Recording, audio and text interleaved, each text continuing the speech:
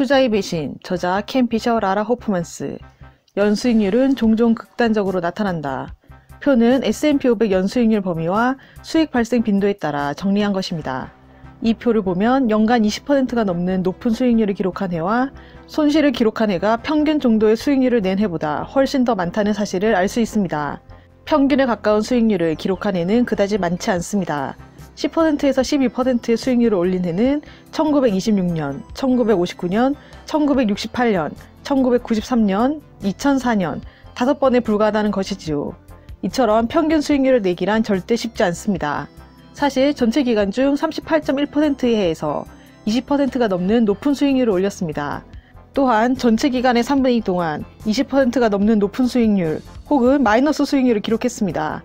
즉, 일반적인 연수익률은 극단적으로 나타납니다.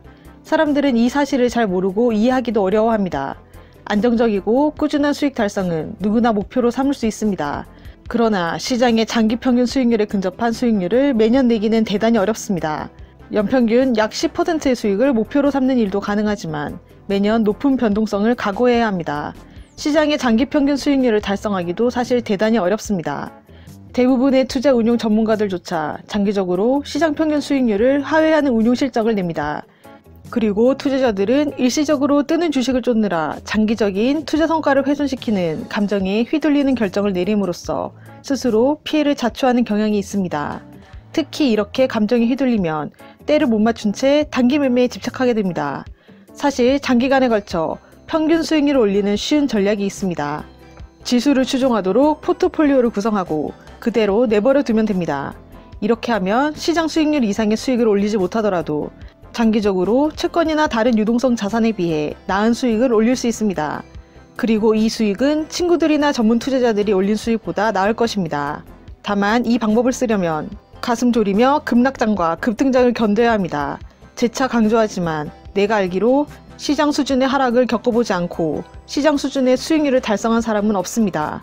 장기 평균 수익률만큼 올리고 싶다면 하방 변동성을 감수해야 합니다. 그것을 피하는 방법은 없습니다. 급락장은 급등장으로 이어진다.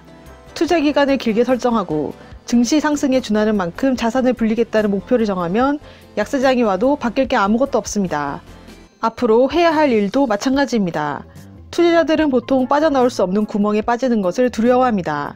그들은 증시가 25% 하락하면 똑같이 25% 반등해도 본전을 되찾지 못한다는 사실을 압니다.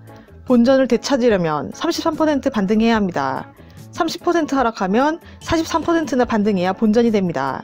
2007년 10월부터 2009년 3월 사이처럼 주가가 57% 급락하면 손실만 복구하려고 해도 주가가 138% 올라줘야 합니다. 약세장에서 고통과 공포를 경험한 투자자로서는 증시가 그만큼 랠리를 펼칠 거라는 기대감을 갖기가 불가능합니다. 그러나 거의 언제나 약세장의 낙폭이 클수록 뒤이은 강세장의 반등폭은 더 컸습니다. 설령 반등폭이 하락폭에 못 미치더라도 계속 보유하는 것이 저점에서 매도하고 현금을 들고 있는 것보다는 결과적으로 나았습니다. 언제나 그랬습니다. 미래에는 무한한 인간의 창의성과 현재로서는 가늠하기 힘든 새로운 제품과 서비스를 통해 상상할 수 없는 이익을 맛볼 수 있다는 사실을 기억하세요.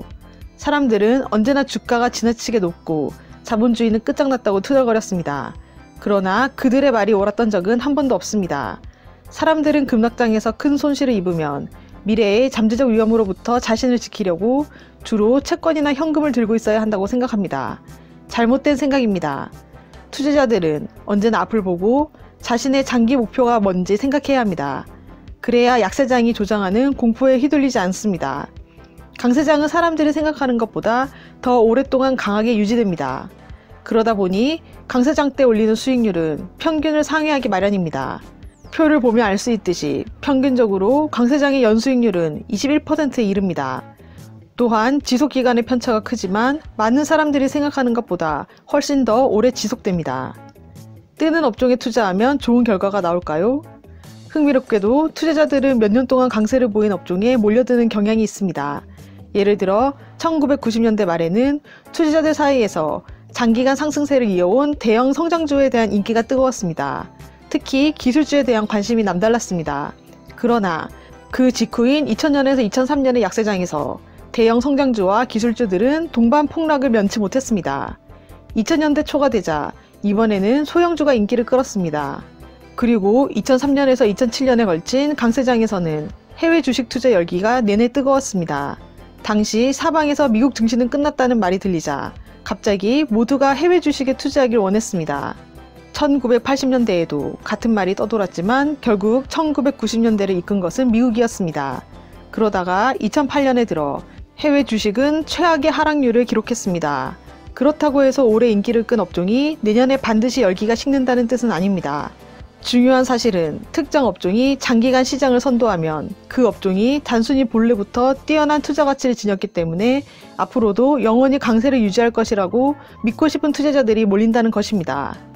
그런데 그것은 완전한 착각입니다. 대형주 역시 본질적인 우위를 지니지 못합니다.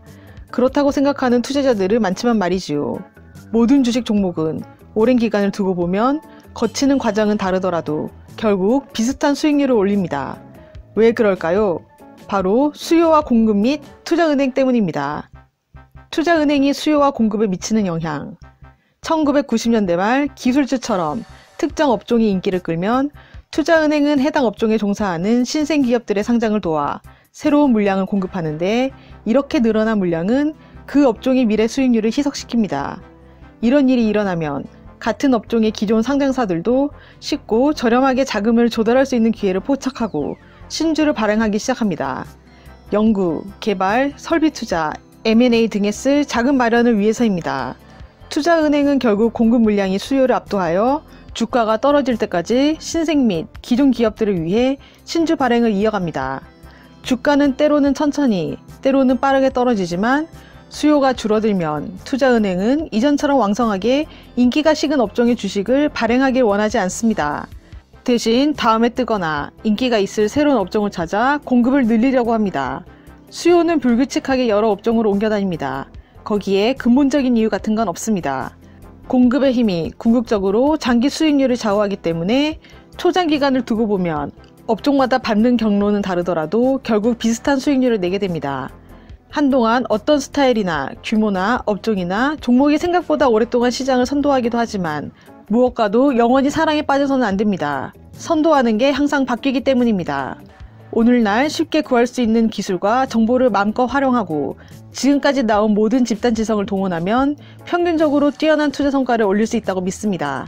그러나 압도적 다수의 투자자가 처한 현실은 그렇지 않습니다. 책 투자의 배신, 저자 켄 피셔 라라 호프만스. 월가의 전설 켄 피셔가 폭로하는 주식시장의 거짓말에 대해 자세한 내용이 궁금하신 분들은 이 책을 읽어보시길 권해드립니다.